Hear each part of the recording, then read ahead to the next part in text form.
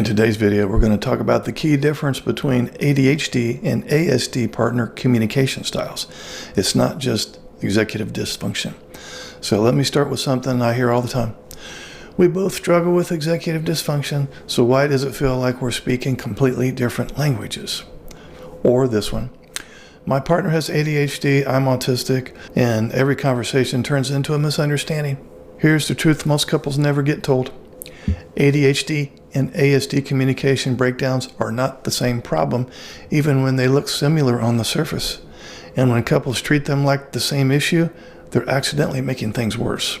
So today, I want to clarify the key difference between ADHD and ASD partner communication styles, and then give you some specific code switching strategies so you're not just trying harder, you're trying differently. Many couples watching this channel are living with both neurotypes in the same relationship. That can look like an autistic partner who values clarity, precision, and follow-through, with an ADHD partner who values speed, connection, and emotional momentum. Both care deeply, but both feel misunderstood. And both often think, why doesn't my partner just communicate normally? So let's break this down without blame. Let's talk about the shared confusion. It's not just executive dysfunction, right? On the surface, ADHD and ASD can look similar. Missed cues, missed deadlines, emotional blow-ups, shutdowns, conversations that go sideways fast.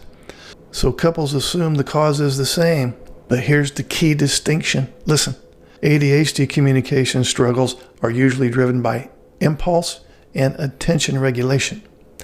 ASD communication struggles are usually driven by literal processing and cognitive precision.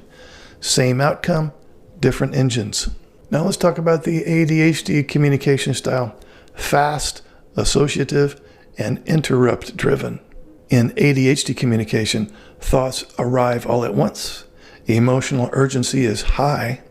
Interrupting isn't meant to dominate, it's meant to connect. And the brain says, say it now or it's gone forever. So ADHD partners often finish sentences, jump topics, react emotionally before processing, apologize later but feel confused about what went wrong. From the ADHD partner's perspective, I was engaged, I was listening, I was excited.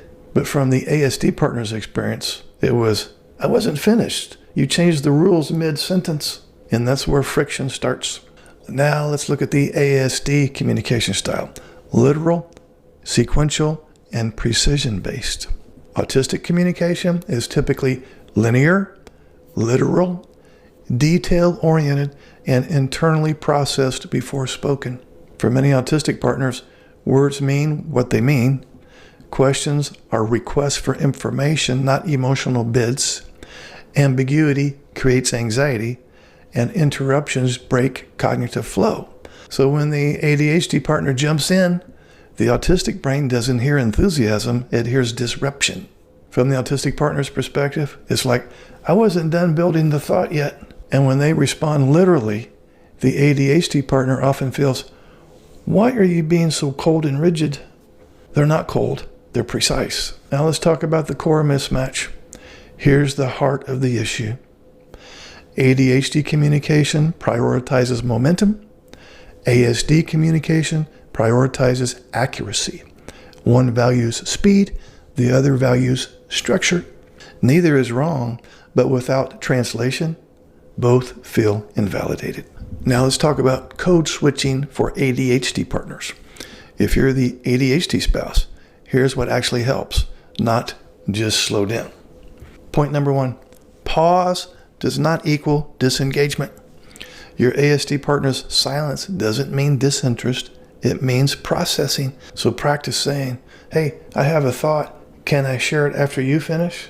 This preserves your idea without hijacking the moment. Point number two, signal emotional intent. Autistic partners often miss emotional subtext. So try leading with, I'm not disagreeing with you, I'm adding something to it. Or, this is excitement, not interruption, coming from me. That single sentence can prevent a shutdown.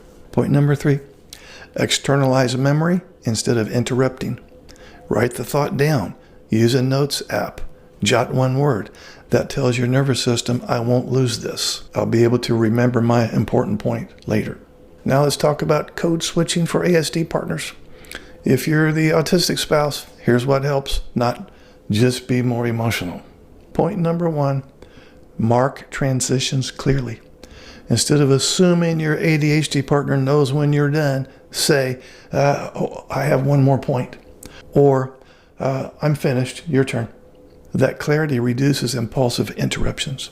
Point number 2, interpret interruptions as regulation, not disrespect. Most ADHD interruptions are not dominance, they're nervous system discharge. You can still set boundaries, but without assuming intent. Point 3, add emotional context explicitly. Instead of saying, well, that's incorrect, try, I'm not upset, I'm just clarifying. That small addition can completely change the emotional tone. Now let's talk about when both partners stop trying to fix each other. Here's the shift that changes everything. Stop trying to normalize your partner. Start learning their language. This isn't masking, it's about translation. Healthy neurodiverse relationships aren't built on sameness. They're built on mutual accommodation without self-abandonment. Now, if this video puts words to something you've been living but can't explain, you're not alone and you're not broken. Communication didn't fail because you didn't care. It failed because you were using different operating systems. Now, if you want more tools like this, practical, relational, and grounded in real neurodiverse dynamics, subscribe and share this with your partner and keep learning the language that actually works. You're not too much. You're not too rigid. You're just wired differently, and that can work. Also, I read and respond to all your comments. I'll be looking forward to reading yours. I'll see you in the next video. Would you like to schedule a paid private coaching session? This will be in the form of a face-to-face Zoom call. Underneath any of my videos, you'll see this Calendly link. If you click on that link, it'll open up my calendar. You can pick the available days and times that works for your schedule. You'll get a follow-up email immediately after purchasing a session that will have the Zoom link that coincides with the day and time that you picked. I will get an email too that you scheduled a session, and I will be available on that exact day and time, and we will talk. I look forward to working with you.